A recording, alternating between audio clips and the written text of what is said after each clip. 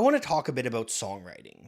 Given what I do on this whole channel, it should come as no surprise to you that I'm a big fan of the craft of songwriting. I think it's a pretty singular art form that can capture the human experience in a uniquely abstracted, emotional way. I think it's something that can document and sometimes even change the world. And I really don't think there's that many people out there that would disagree with these statements.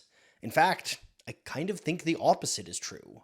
I think that in a lot of music circles, there's perhaps a little too much emphasis on who wrote the song. There's this common idea that's permeated music discussion since before I was alive.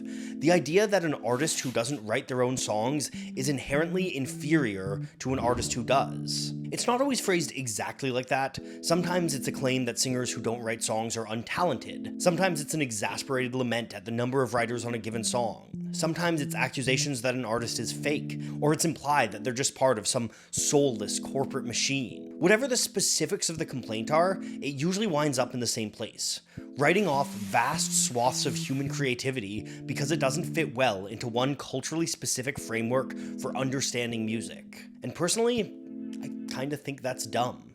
So today, I'm going to make the case that it's not just okay, but actually good for some artists not to write their own songs. So let's take a closer look.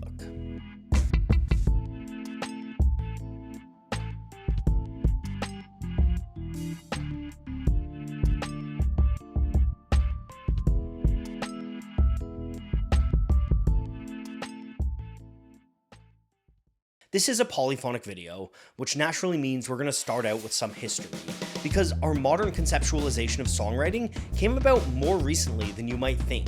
People have obviously been writing songs for as long as we've been singing them, but not all songwriting traditions are the same. And very few of those traditions actually feature musicians writing and performing all of their own songs. Historically, lyricism has frequently been its own separate skill, tied closer to poetic and literary traditions. In forms like opera, there's typically a librettist who writes the lyrics and a composer who creates the music.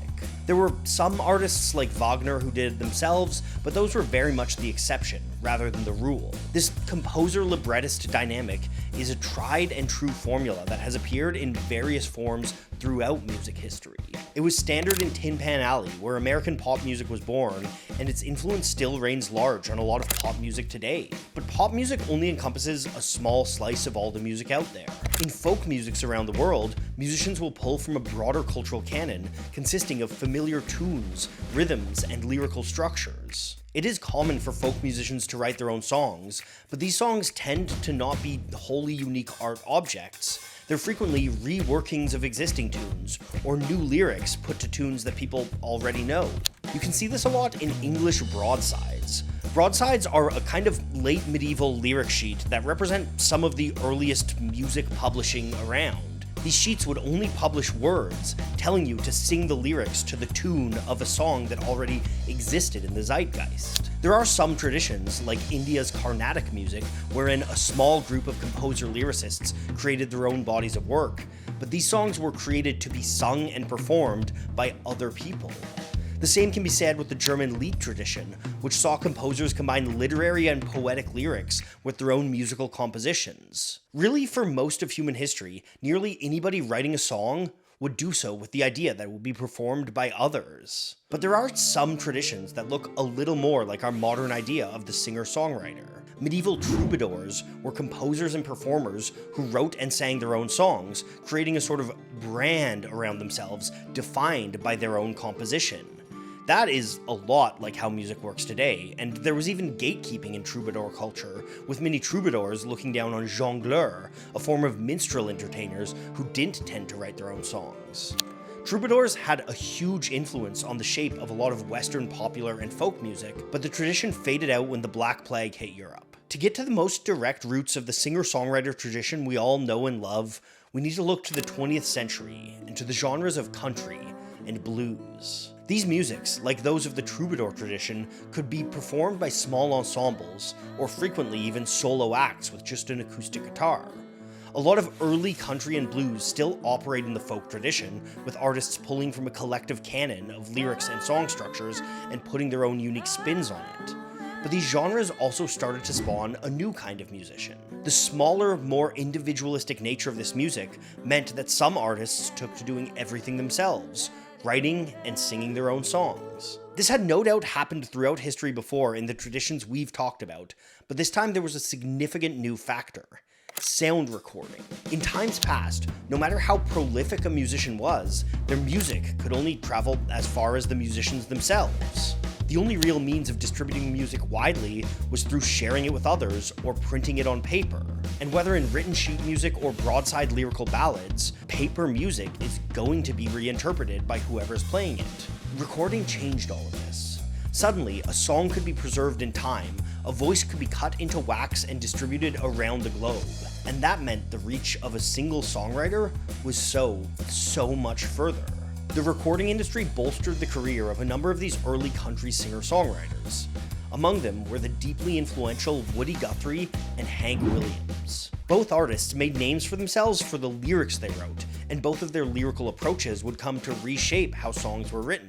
Woody Guthrie wrote songs as a political tool so he could speak to his unique moment. Meanwhile, Hank Williams used his songs as raw expressions of his own emotions, his struggle with alcoholism, and his complex relationship with his faith. These approaches were a huge influence on the next generation of songwriters, a generation that included acts like Bob Dylan and the Beatles. It was under Dylan and contemporaries like Leonard Cohen and Joni Mitchell that the singer-songwriter tradition really started to flourish. These artists led a troubadour-style revival built around literary, poetic lyricism.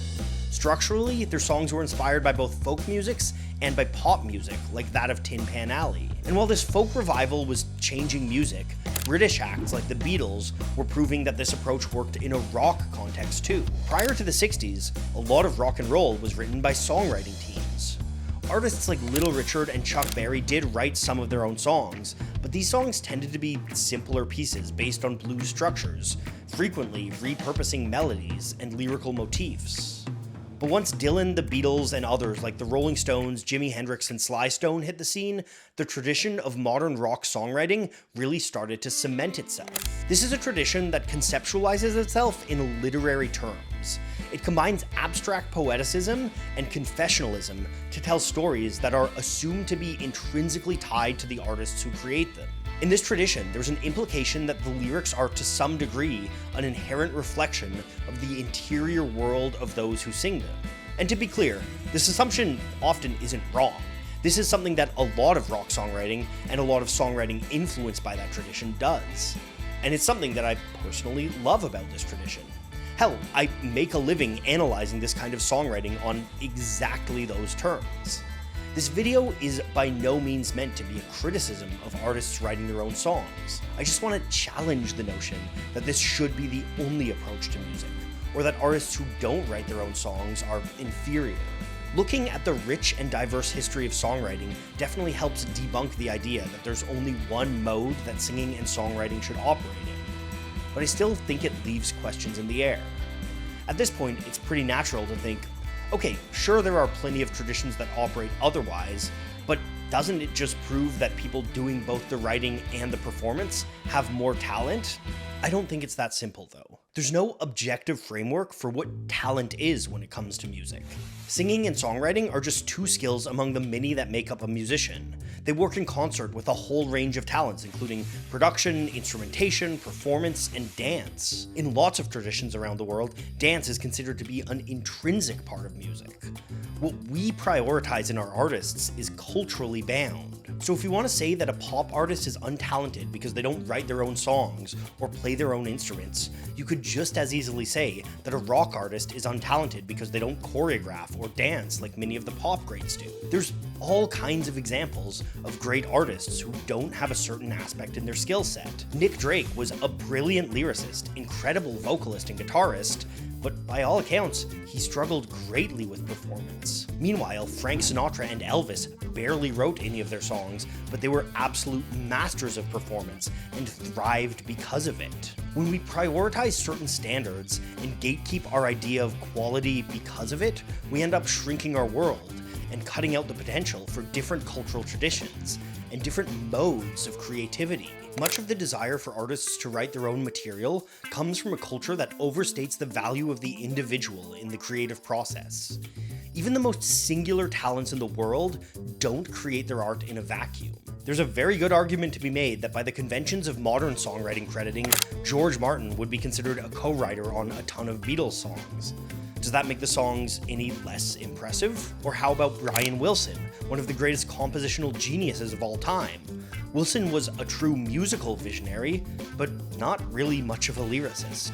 Many of his greatest songs were written by Van Dyke Parks, just as almost all of Elton John's lyrics have been written by Bernie Taupin. These songs are not made lesser because of their collaborations.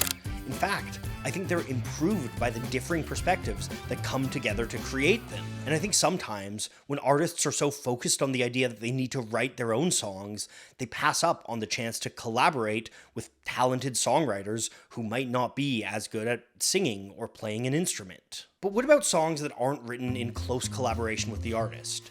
What about songs written at a corporate songwriter retreat, tailor-made to hit audience demographics, and plugged to pop artists who had nothing to do with the songwriting process? A lot of people criticize this kind of songwriting as being formulaic, but I don't really think that holds water.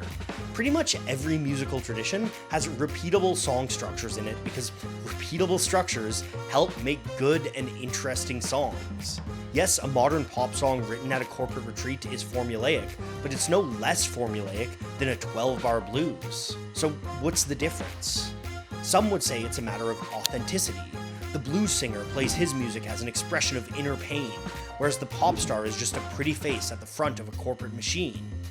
At least that's how the line of thought goes. But again, it's more complicated than that.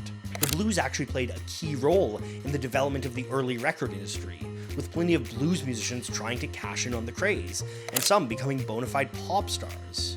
And it goes beyond the blues. One of the main reasons why rock acts started to write their own songs in the late 50s and early 60s is because of money. The way that concepts of intellectual property intersect with the functionings of the music industry means that songwriting credits are one of the best ways to get royalties off a record.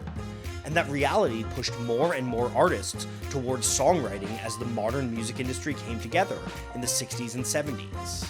Money being a driver for songwriting doesn't mean that music is any less authentic though. Authenticity and commerciality are not mutually exclusive. There's this idea that's permeated in the modern age that a true artist makes art for the joy of making it, with zero interest in money whatsoever. And that idea has contributed to a culture where most creatives basically don't make money. Music isn't some pure divine art that lives in a space removed from the realities of society. It's a skilled trade that people learn and practice to the benefit of themselves and to the benefit of the world at large. Nobody's telling carpenters that they shouldn't ask for money when they build a house, and most commercial musicians are very skilled. It's just pop has a different skill set than other subcultures like rock. The sorts of pop artists that are lambasted for not writing their own songs tend to be excellent dancers, incredibly skilled performers, and the best of them are masters of song selection and interpretation. And yes, song selection is absolutely a skill. It's a skill that someone like Frank Sinatra had in spades. In my opinion, the finest works of Sinatra's career were his Capitol years. In that era, Sinatra created a wonderful series of concept albums by mining the great American songbook for thematically linked songs that could fit with his brand and his voice. And these are all songs that were written in Tin Pan Alley, the original Song Factory. For a similar example, we can look to Motown Records, a company that was literally designed to be a corporation making assembly line music. Motown employed songwriters who worked with specific formulas to try to design hits.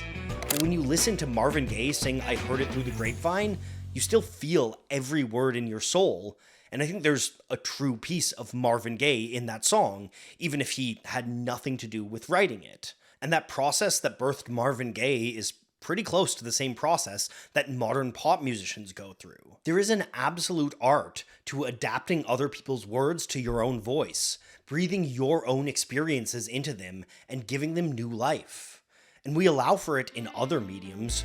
Nobody expects directors to write their own film or actors to write their own lines, but we fully believe in an actor's ability to put themselves into a performance and depict a real human emotion in the process. What's especially odd to me is that the same culture that disparages people working with songwriters absolutely adores a good cover. Nobody doubts the authenticity of Johnny Cash when he sings Hurt, even though that is a song that was selected for him by a producer and written by another songwriter. Johnny Cash is a particularly interesting case in this whole discussion of authenticity. I think for many people, Cash is a poster child for what a real, authentic musician looks like.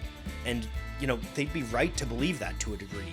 He did write many of his own songs. He wrote a lot of raw songs with heavy themes that explored the pains of his life and spoke unflinchingly about the darker sides of human existence. But Cash didn't write all of his music. He didn't even write most of it.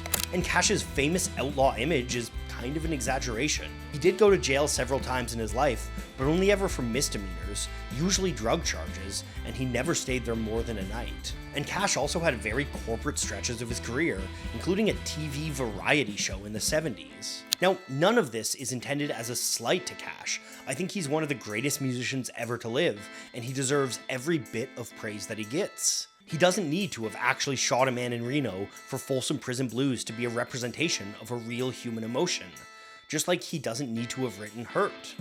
Because at the end of the day, music is, and always has been, an art about performance. The rise of confessional singer-songwriters have led a lot of people to overlooking this reality, expecting that every word coming out of a singer's mouth is some honest expression of the depth of their souls. And that's just not the case. Johnny Cash was performing when he sang Folsom Prison Blues, NWA were performing when they sang Straight Outta Compton, and Sabrina Carpenter performs when she sings songs written by professional songwriting teams. Honestly, most of the things we think of as signifiers of authenticity are performance themselves. They're aesthetic affectations adopted consciously or unconsciously in order to convey a certain message to an audience.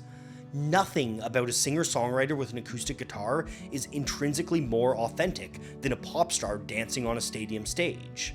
They're just expressions of different musical traditions and different subcultures, different sorts of authenticities and different sorts of performances. Now, I don't think this exonerates everybody who's ever used a songwriter.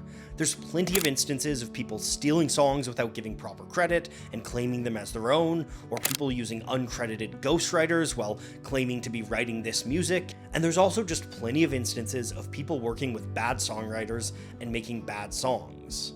But again, that's also true of lots of artists who write their own songs. And I guess that's my main takeaway from this whole rant. I don't think you need to like artists who don't write their own songs, but I think it's wrong to dislike an artist because they don't write their own songs. And I hope this video has shown that there's a long history of very, very talented artists who sing other people's words. And I think it's great for artists to find people with other skill sets, to combine mixed talents, and create something that is greater than the sum of its parts.